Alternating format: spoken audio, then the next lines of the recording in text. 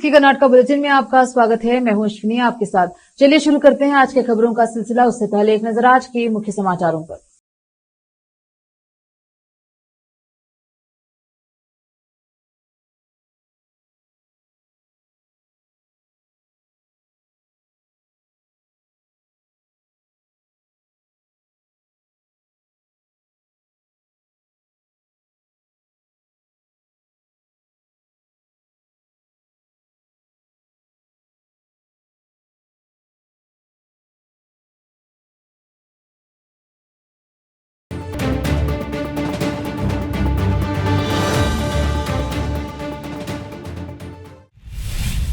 समाचारों का सिलसिला शुरू करते हुए देखते हैं समाचार विस्तार से। बीदर शहर के शिवनगर में स्थित कांग्रेस जिला इकाई के कार्यालय में मंगलवार को संविधान दिवस मनाया गया। संविधान निर्माता डॉक्टर बी.आर. अम्बेडकर के चित्र का पूजन कर माल्यार्पण किया गया। कांग्रेस जिला इकाई के महासचिव एम.एस. सामी ने संविधान की प्रस्तावना पढ़ी। शपथ समारोह में वकील गुप्ता ने उपदेश दिया। जिला गारंटी कार्यान्वयन प्राधिकरण के अध्यक्ष अमृतराव चिंकोड़े, विधान परिषद के पूर्व सदस्य के पुंडलीकराव, बीडीए के पूर्व अध्यक्ष संजय जागीरदार, नेता जॉन वेस्ले, प्रदीप कुशनूर, रोहिदास घोड़े, शरणप्पा शर्मा ने बात की। अध्यक्षता पूर्व सांसद नरसिंहराव सूर्यवंशी ने की। नेता पंडितराव चिदरी, परवेज कमाल, राकेश कुरबा खेलगी, मोहम्मद गौसुद्दीन, जॉर्ज फर्नांडिस, चंद्रकांत हिप्पलगांव, रघुनाथराव जाधव, शंकर डोडी, बक्कप्पा शेरीकर, तेजम्मा ज्योति, प्रेमा, संगीता, विशाला डोडी, शंकर रेड्डी चिट्टा, नासिर अहमद, महमूद खान, डीके संजू कुमार आदि उपस्थित रहे।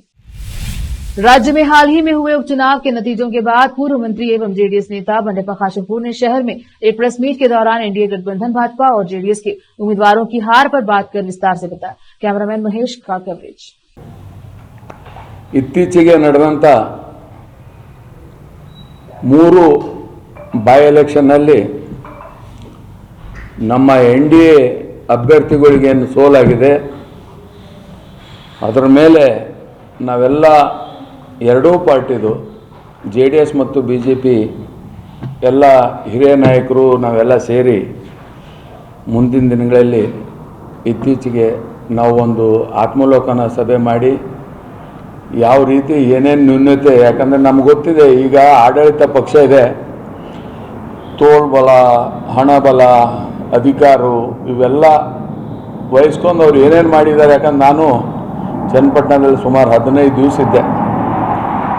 ಹಾಗಾಗಿ ಅದ್ರ ಮೇಲೆ ನಾವು ಚಿಂತನೆ ಮಾಡ್ತೀವಿ. ಆದರೆ ಚನ್ನಪಟ್ಟಣ ಬೈ ಎಲೆಕ್ಷನ್ನು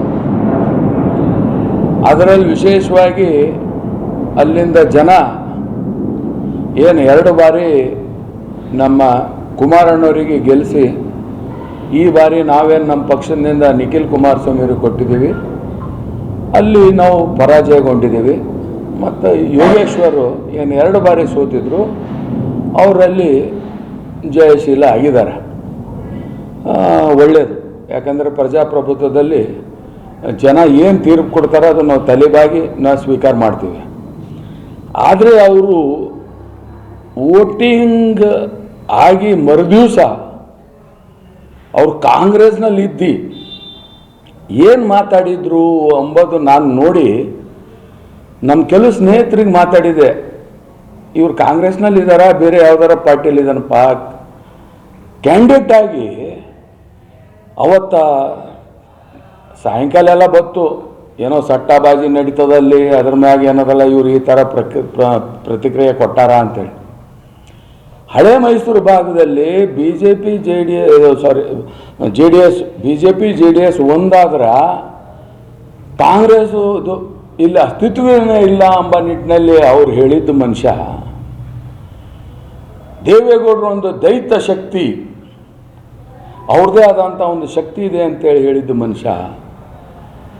ರಿಸಲ್ಟ್ ಆಗಿ ಗೆದ್ದ ತಕ್ಷಣ ಇವತ್ತ ರೆಕ್ಕೆ ಪುಕ್ಕ ಎಲ್ಲ ಬಂದವ ಅಂತೀವಿ ನೋಡ್ರಿ ನಾವು. ಆ ಥರ ಮಾತಾಡ್ತಾ ಇದ್ದಂಥ ಯೋಗೇಶ್ವರಿಗೆ ನಾನು ಕೇಳಕ್ಕೆ ಬಯಸ್ತೀನಿ, ಇವತ್ತು ನಿಮಗರ ಯಾವ ನೈತಿಕತೆನೇ ಇಲ್ಲ. ಯಾಕಂದರೆ ಎಷ್ಟು ಪಾರ್ಟಿ ಚೇಂಜ್ ಮಾಡಿರಿ, ಎದ್ರ ಕಡೆ ಜಿಗಿದಿರಿ, ಎಷ್ಟು ಮಾರ್ಕೊಂಡಿರಿ ಅಂತ ಇಡೀ ರಾಜ್ಯಕ್ಕೆ ಗೊತ್ತಿದೆ. ಆದರೆ ಇವತ್ತು ಜನ ಗೆಲ್ಲಿಸಿದಾರಲ್ಲ, ನಿಮ್ಗೆ 3 ವರ್ಷ ಟೈಮ್ ಇದೆ, ಸರ್ಕಾರ ಇದೆ, ಒಳ್ಳೆ ಒಳ್ಳೆ ಕೆಲಸಗಳು ಮಾಡಿ ತೋರಿಸ್ರಿ ಸ್ವಾಮಿ. ಅದು ಬಿಟ್ಟು JDS ಬಗ್ಗೆದಾಗ ನೀವು ಮಾತಾಡ್ತೀರಾ? JDS ಪಕ್ಷ ಎಲ್ಲಿದೆ ಅಂತ ಹೇಳ್ತೀರಾ? JDS ಮುಳುಗ್ ಹೋಗ್ತಾ ಇದೆ ಅಂತ ಹೇಳ್ತೀರಾ? ಸನ್ಮಾನ್ಯ ದೇವೇಗೌಡರು ಅವ್ರ ಶ್ರಮದಿಂದ ಇವತ್ತು ಒಂದು ಪ್ರಾದೇಶಿಕ ಪಕ್ಷವಾಗಿ ಇವತ್ತು ಇಡೀ ದೇಶದಲ್ಲೇ ನಾವು ಅಸ್ತಿತ್ವ ಇಟ್ಕೊಂಡಿದ್ದೀವಿ. ಕರ್ನಾಟಕದಲ್ಲಿ ನಮ್ಮ ಜನ ಒಂದು ಪ್ರಾದೇಶಿಕ ಪಕ್ಷವಾಗಿ, ಕನ್ನಡ ಪಕ್ಷವಾಗಿ ನಮಗೆ ಶಕ್ತಿ ಕೊಟ್ಟು 19 ಸೀಟ್ ಇವತ್ತಿಗೂ ಗೆದ್ದಿದ್ದೀವಿ ನಾವು. ಅಂಥ ಪಾರ್ಟಿಗೆ ನೀವು, ನಿಮ್ದು ಯಾವ್ದ್ರಿ ಪಾರ್ಟಿ? ಕರ್ನಾಟಕದವರು ದೊಡ್ಡ ದೊಡ್ಡ ಲೀಡರ್ಗಳು ಹೋಗಿ ದಿಲ್ಲಿದಾಗ ನಿಮ್ಮ ನಾಯಕರ ಬಳಿ ಟೈಮ್ ತಗೋಬೇಕು, ನೀವು ಭೇಟಿ ಮಾಡಬೇಕಾಯ್ತು ಅಂದ್ರೆ, ಚರ್ಚೆ ಮಾಡ್ಬೇಕಂದ್ರೆ ಟೈಮ್ ತಗೋಬೇಕು. ಅಂಥ ಪಾರ್ಟಿ ಬಗ್ಗೆದಾಗ ನಮಗೆ ಮಾತಾಡ್ತೀರಾ ನಮ್ಮ ಪಾರ್ಟಿ ಎಲ್ಲಿದೆ ಅಂತೇಳಿ? ಇನ್ನೂ ದೇವೇಗೌಡರು ಈ ಪಾರ್ಟಿಗೆ ಜೀವಂತ ಇಟ್ಟು ಇಡೀ ದೇಶದಲ್ಲಿ ಇವತ್ತು ಕುಮಾರಸ್ವಾಮಿ ಅವರು 9ನೇ ನಂಬರ್ ಮಿನಿಸ್ಟ್ರು ಮೋದಿ ಸರ್ಕಾರದಲ್ಲಿ. 2 ಸೀಟ್ ಬಂದರು, ಅಂಥ ದೊಡ್ಡ ಪೊಸಿಷನ್ನಲ್ಲಿ ನಾವಿದ್ದೀವಿ. ಆಮೇಲೆ ನೀವೇನು ಹೇಳ್ತೀರಾ? ದೇವೇಗೌಡರು ಮುಗಿದೋಯ್ತು, ಮನೇಲಿ ಕೂಡಬೇಕು. ಯಾಕ್ರಿ? ಇವತ್ತು ಅಂಥ ರಾಜಕಾರಣಿ 92 ವಯಸ್ಸಲ್ಲಿ ಇವತ್ತ ಇಡೀ ದೇಶಕ್ಕೆ ಮಾದರಿ ಇದ್ದಾರೆ ಅವರು. ನಮ್ಮ ದೇಶದಲ್ಲಿ ಇಬ್ಬರು ಮಾಜಿ ಪ್ರಧಾನಿಗಳು ಇದ್ದಾರೆ ಇವತ್ತ. ಒಬ್ಬರು ಮನಮೋಹನ್ ಸಿಂಗ್ರು, ಒಬ್ಬರು ದೇವೇಗೌಡರು. ಇವತ್ತ ನಿಮ್ಮದೇ ಪಾರ್ಟಿ ಕಾಂಗ್ರೆಸ್ ಪಾರ್ಟಿ ಮನಮೋಹನ್ ಸಿಂಗ್ರು ಎಷ್ಟು ದಿನ ಟಿವಿದಾಗ ಬರ್ತಾರೆ ಹೇಳ್ರಿ? ಆದರೆ ನಮ್ಮ ದೇವೇಗೌಡರು today he is a active politician. रोकते समाचारों का सिलसिला लेते हैं छोटा सा ब्रेक। हिंदुस्तान के हर कोने में हम हैं मौजूद। 24 घंटे हालात पर गहरी नजर, खबरों से जुड़े चुपते सवालात, और आपको दिखाता है धार्मिक, सामाजिक, राजनीतिक, लोकल और इंटरनेशनल न्यूज की सबसे बेहतर कवरेज, जो आपको रखती है हर पल बाखबर। देश और दुनिया भर की खबर के लिए देखते रहें KP News 24/7। Noor education trust Bidar की ओर से चलाए जाने वाला Noor MEd and BEd college Bidar, recognised by NCTE Delhi and affiliated to Bidar University, Bidar. Admission are open for the academic year 2024-25. विशेषज्ञ और सक्षम शिक्षकों द्वारा शिक्षा प्राप्त करने के लिए नूर एमएड एंड बीएड कॉलेज में दाखिला लें और शांत वातावरण में शिक्षा प्राप्त करें। बीदर शहर में बेहतर शिक्षा का एकमात्र केंद्र Noor MEd and BEd college, Shahpur gate, Bidar. Phone numbers 9945283920, 8482221297। Break के बाद स्वागत है आपका। देखते हैं समाचार। बीदर जिले के औराद तालुके के जीरगा बी गांव में राष्ट्रीय राजमार्ग 161A पर मंगलवार सुबह करीब 9 बजे एक घटना घटी, जब एक छात्र सड़क पार कर रहा था तभी एक कार ने उसे टक्कर मार दी और छात्र गंभीर रूप से घायल हो गया। तालुका के जीरगाबी गांव के गंभीर रूप से घायल 14 वर्षीय छात्र विकास सोपाना को बीदर शहर के एक निजी अस्पताल में भर्ती करवाया गया। इस दुर्घटना के संबंध में बताया जाता है कि औराद की ओर से आ रही तेज रफ्तार कार ने सड़क पार कर रहे एक छात्र को टक्कर मार दी। टक्कर से छात्र के 10 फीट नीचे गिरने का सीसी कैमरे का वीडियो भी वायरल हो रहा है। इस दुर्घटना से क्रोध में आए ग्रामीणों ने दुर्घटना की निंदा करते हुए तत्काल हाईवे सड़क जाम कर प्रदर्शन किया और गंभीर रूप से घायल छात्र को अस्पताल में भर्ती कराते हुए मुआवजा देने की मांग की। राष्ट्रीय राजमार्ग पर गड्ढे और सड़क का काम ठप होने के विरोध में अभिभावकों और ग्रामीणों ने करीब 2 घंटे तक प्रदर्शन किया और रात के तहसीलदार मलशेट्टी चिदरे, सीपीआई RK ठाकुर, संतपुर थाने के PSI नंद कुमार और ग्राम पंचायत अधिकारियों ने घटनास्थल का दौरा किया। विरोध के कारण स्कूल कॉलेज जाने वाले विद्यार्थियों, कर्मचारियों और यात्रियों को धक्का मुक्की करनी पड़ी। कैमरामैन पपुराज का कवरेज। कर्नाटक के मुख्यमंत्री सिद्धरामैया ने मंगलवार को कहा कि जो लोग संविधान के खिलाफ हैं वे इसे बदलने की बात कर रहे हैं, जबकि वह उनकी पार्टी इसकी रक्षा के लिए लड़ रहे हैं। वह संविधान को अपनाने की 75वीं वर्षगांठ मनाने के लिए आयोजित एक समारोह के अवसर पर बोल रहे थे। सिद्धरामैया ने एक सवाल के जवाब में कहा, जो लोग संविधान के खिलाफ हैं वे इसे संविधान बदलने की बात कर रहे हैं। हाल ही में उडुपी में पेजावर मठ के स्वामी जी ने भी संविधान में संशोधन की जरूरत के बारे में बात की थी। मुझे नहीं पता कि हम यह सुनिश्चित करने के लिए लड़ रहे हैं कि संविधान में बदलाव न किया जाए। संवाददाताओं को संबोधित करते हुए उन्होंने कहा, संविधान में अब तक 106 संशोधन किए जा चुके हैं। हम संविधान को अपनाने के 75 साल पूरे होने का जश्न मना रहे हैं। संभवतः भारत का संविधान पूरी दुनिया में सबसे लंबा लिखित संविधान है। उप मुख्यमंत्री और कर्नाटक प्रदेश कांग्रेस अध्यक्ष डीके शिव कुमार ने कहा है कि भाजपा और जेडीएस कार्यकर्ताओं को एहसास हो गया है कि उनका भविष्य कांग्रेस के साथ है। उन्होंने पिछले विधानसभा चुनाव और हाल ही में हुए उपचुनाव में वोटिंग संख्या पर नजर डाला। चन्नपटना में कांग्रेस उम्मीदवार को पिछले चुनाव में 15,000 वोट मिले थे, लेकिन इस बार यह संख्या बढ़कर 1.12 लाख हो गई है। भाजपा और जेडीएस के मतदाताओं के समर्थन के बिना ऐसा बदलाव कैसे हो सकता है। वाकई मुद्दे पर भाजपा के विरोध पर उप मुख्यमंत्री ने कहा कि भगवा पार्टी केवल प्रचार चाहती है। उन्होंने वे जितना ज्यादा विरोध करेंगे उतना ही बेहतर होगा, क्योंकि हम उनके दोहरे चरित्र को उजागर कर सकते हैं। भाजपा पार्टी में अंदरूनी कलह को छिपाने के लिए ऐसा कर रही है। लोगों ने उन्हें अच्छा सबक सिखाया है। कर्नाटक के गृह मंत्री डॉक्टर जी परमेश्वर ने कहा है कि राज्य में वर्तमान सरकार की तुलना में पूर्ववर्ती भाजपा सरकार के दौरान वक्फ बोर्डों को किसानों की भूमि और संपत्ति के स्वामित्व का दावा करने वाले अधिक नोटिस जारी किए गए हैं। डॉक्टर परमेश्वर ने कहा है कि पूर्व में भाजपा सरकार ने 2,900 एकड़ भूमि पर किसानों को नोटिस जारी किए थे, जबकि वर्तमान कांग्रेस सरकार ने 300 एकड़ भूमि पर नोटिस जारी की। डॉक्टर परमेश्वर ने कहा, बीजेपी के सदस्य झूठे आरोप लगा रहे हैं। सच्चाई को लंबे समय तक छिपाया नहीं जा सकता। येडियुरप्पा और बोम्मई सरकारों के दौरान किसानों को सबसे ज्यादा नोटिस जारी किए गए हैं। डॉक्टर परमेश्वर ने विस्तार से बताते हुए कहा कि भाजपा शासन में पूर्व विधायक कुमार बंगारप्पा की अध्यक्षता में एक समिति गठित की गई थी। उन्होंने कहा कि समिति ने 2,900 एकड़ जमीन पर किसानों को नोटिस जारी किए थे। मंत्री ने कहा कि इस आधार पर भाजपा वक्फ मुद्दे पर राज्यव्यापी अभियान चलाएंगे। उन्हें जवाब देना होगा और अतीत में किसानों को नोटिस किसने जारी किए थे। फिर से रोकते हैं समाचारों का सिलसिला, लेते हैं छोटा सा ब्रेक। हिंदुस्तान के हर कोने में हम हैं मौजूद।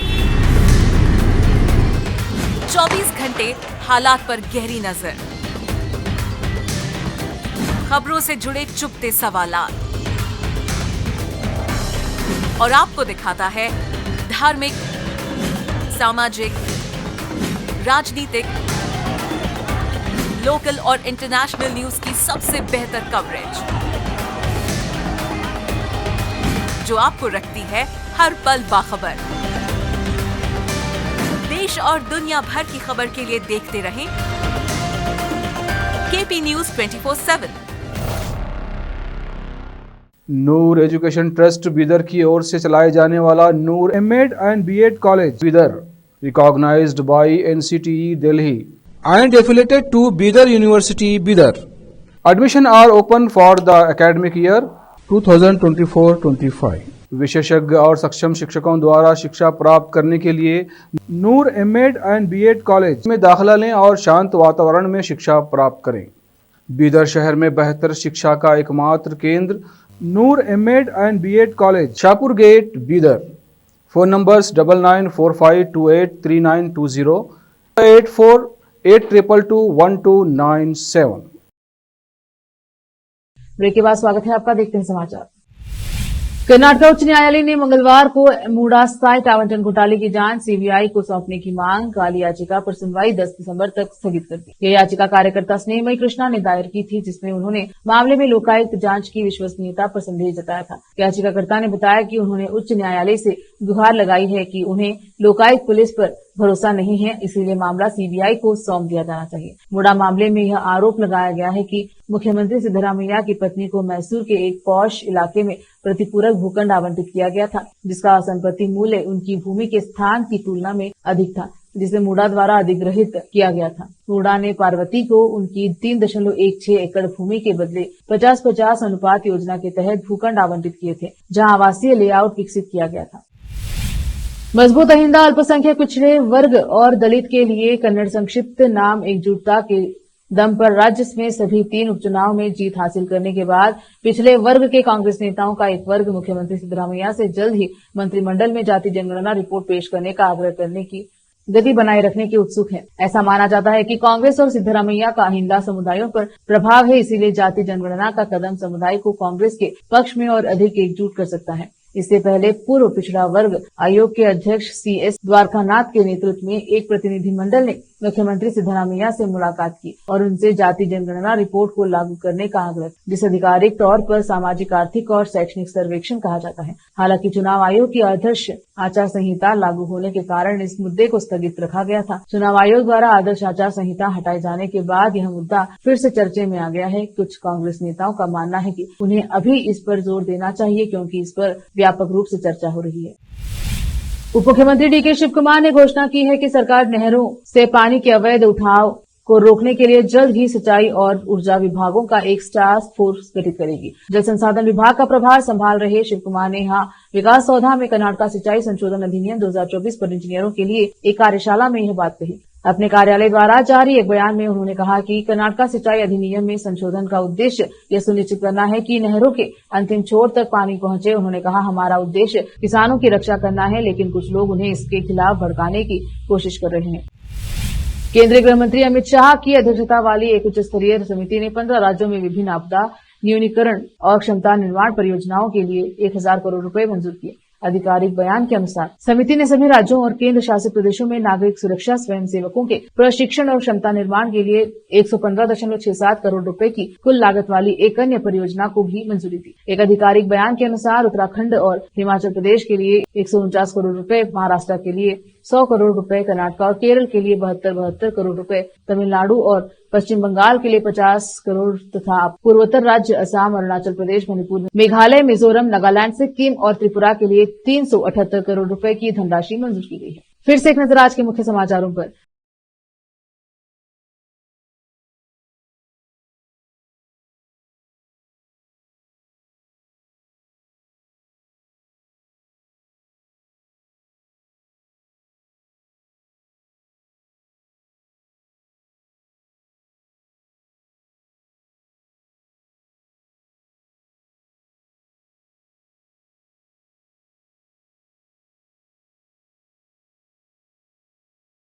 गृह मंत्री